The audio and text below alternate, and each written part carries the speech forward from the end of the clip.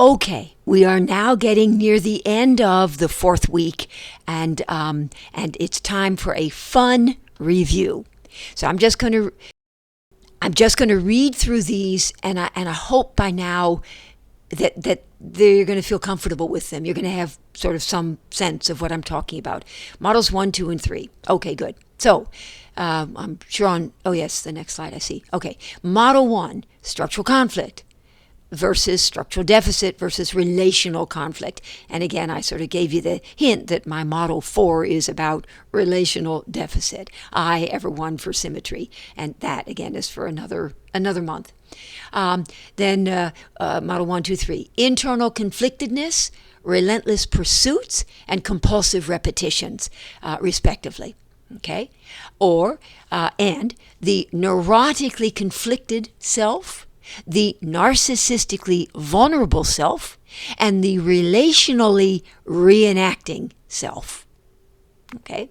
Neurotic conflictedness, narcissistic vulnerability, and noxious relatedness were the N's, neurotic, narcissistic, and noxious. And again, we say relatedness instead of relationship because relatedness is what can be observed from the outside, and relationships are sort of your internal repertoire. They're the internal landscape.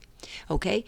We have enhancement of knowledge, provision of experience, engagement in relationship, and more specifically, enhancement of knowledge within, provision of experience for, engagement in relationship with. So it's within, for, and with. So classical psychoanalytic perspective, self-psychology and other deficit models, contemporary relational perspective. Put very succinctly, Model 1's about interpreting. A primacy on that. That's privileged. But obviously there's other stuff there as well. But Model 2, primarily about grieving, the loss of illusions, grieving disappointment, and in the process adaptively internalizing the good that was there prior to the failure. And Model 3 is about negotiating at the intimate edge of authentic relatedness. Authentic relatedness. Okay, now we have the defense of the patient: resistant patient, relentless patient, and reenacting patient. And so the defenses, they all start with the letter R for easy remembering. Resistant, relentless, and reenacting. The optimal stressor, these start with the letter D. Cognitive dissonance, how appropriate, that's a concept, right? But Model 1 is classical psychoanalytic perspective, primarily cognitive and a little bit affective, but cognitive dissonance. Model 2, optimal or affective disillusionment. Self-psychology gives us the term optimal disillusionment. And Model 3, it's about detoxification by way of projective identification, and we put in the word relational detoxification. We get the D's, and then we get the adjectives, cognitive, affective, relational. There you have it, those respectively. Model 1, Model 2, Model 3. The adaptation, which is where you get to ultimately by way of these cycles of disruption in reaction to challenge, and then ultimately repair in response to support, and by tapping into the innate resilience of the patient, of the system. And again, recurring, iterative healing cycles, disruption, repair, that get you from point A to point B, not a linear straight line progression, but these cycles of disruption, repair with reconstitution at ever higher levels, and you go from defense, whichever model it might be, to adaptation, or in the terms that are used almost universally in psychotherapeutic action, from psychological rigidity or defensiveness to psychological resilience or adaptability. So from defense to adaptation, from rigidity to flexibility. Okay, so we have prototypical interventions that are just suggestions. Conflict statements, Model 1, after all, the neurotically conflicted patient. Disillusionment statements. So, the conflict statements, right? You know that. So you speak to the patient's adaptive capacity to know some painful reality, but you find yourself feeling, and this is where we resonate empathically with the defense that they mobilize because they, made anxious, are become defensive, creating then the structural or neurotic or intrapsychic conflict. And the conflict statement speaks to the adaptive capacity on the one hand and the defensive need on the other. Then the disillusionment statements that can take the form of you had so hoped, but are now, you had so hoped, that's the illusion that had been, but are beginning to get it that, and this is where you name the reality of their disillusionment, and then the third part of the disillusionment statement, and it breaks your heart. You had so hoped, but are beginning to realize, and it breaks your heart. That's a disillusionment statement to facilitate grieving.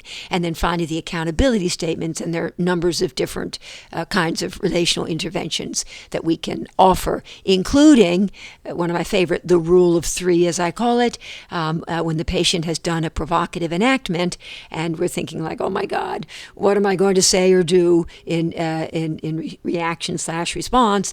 And then we remember we can ask 1, 2, or 3 of the following.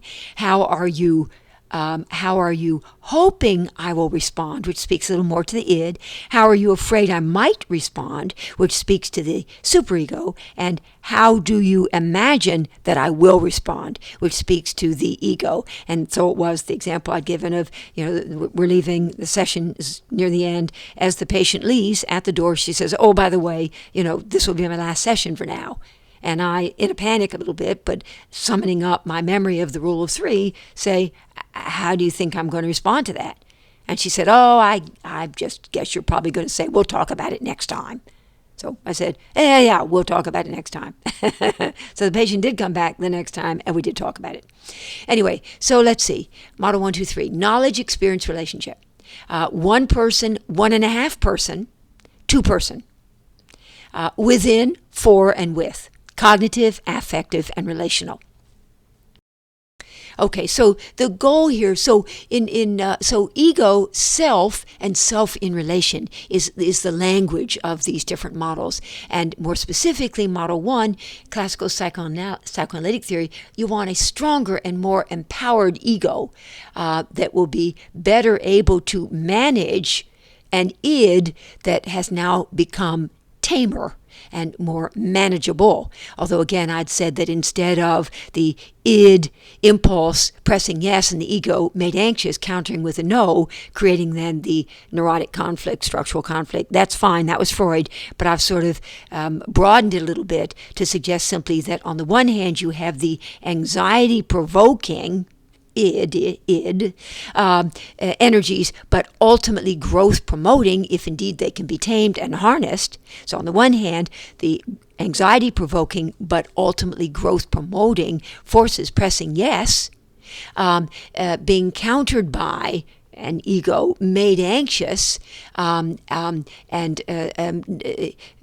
mobilizing some anxiety relieving, anxiety assuaging defensive counterforces, pressing, countering, no. And that's the structural or neurotic or intrapsychic conflict. Same thing as Freud, but I've just sort of elaborated upon it a little bit. And it's their conflict, of course, that we want to be resolving by taming the id and strengthening and empowering the ego. That's model 1. Model 2, from wholes to wholesome. So structural deficit model, a more consolidated self by grieving the optimal disillusionments, adaptive internalizations, and filling in deficit. And model 3, more accountable self in relation by negotiating at the intimate edge and projective identification, and the therapist able to lend her more evolved capacity to process and integrate on behalf of a patient who truly doesn't really know how. So that's the intersubjective of contemporary relational theory. Okay, so neutral object is the stance of the therapist, empathic self-object or good mother, model 2, and authentic subject or relational object, model 3. Then we have the stance being neutrality / objectivity, or as Freud would have said, the objectivity of a surgeon. And again, this is an extreme, but this is theoretically what you're going to sort of strive towards. Model 2, more empathy, where you join along, decenter from your own subjectivity, the therapist, and join alongside the patient, taking on the patient's experience, but only as if it were your own, because it never actually becomes your own. So that's the empathic stance, not to be confused with Model 3, authenticity, whereby we are seated opposite the patient and we allow the patient's unprocessed, undigested, unmodulated, charged toxic bolus of whatever, because this is the realm of pathogenic introjects. We let that come into us. We allow ourselves to be drawn into the force field created by the patient, and we take on what they have projected onto us. Then they exert interpersonal pressure to get us truly to take it on, and we then start to play it out. That's a mutual enactment. Then we do stuff with it to process and integrate it, and we relent, and we are able ultimately to contain it, such that what goes back to the patient for reintrojection is now more manageable. And this happens over and over again. These are serial dilutions. All right. So neutrality, objectivity versus empathy versus authenticity. Okay. Model 1, gain become pain. So egosyntonic becoming gradually egodystonic. Model 2, good become bad. Illusion, positive transference, become disillusionment. Positive transference disrupted. Model 3, bad become good. The pathogenic introject, the induction phase of the projective identification, become ultimately a reintrojected, not so bad after all. And so on. Model 1, it's about resolving conflict. Model 2, it's about filling in deficit and adding new good. And Model 3 is about detoxifying pathogenicity or toxicity and modifying old bad. Okay? Again, Model 1 is about incremental taming and strengthening. Model 2 is about serial accretion. Model 3 is about serial dilution. Model 1 is resolve conflict. Model 2, add new good. Model 3, modify or change old bad. Model 1, more about nature, an intrapsychic one-person perspective. Model 2 is more about nurture, as is Model 3. Now it's errors or sins of omission, and Model 3 are errors or sins of commission. So Model 1, untamed id and weak ego. Model 2, deprivation and neglect. Those are the errors of omission. And Model 3, trauma and abuse. Those are the errors of commission. And finally, this is the last slide in this section, Model 1's about dysfunctional internal dynamics between id impulse and ego defense. And Model 2, relentless pursuit of the unattainable, relentless hope. And Model 3, dysfunctional relational dynamics. In other words, how the internal stuff gets played out on the stage in the patient's relationships and on the stage of their lives. All right, that's it for this section.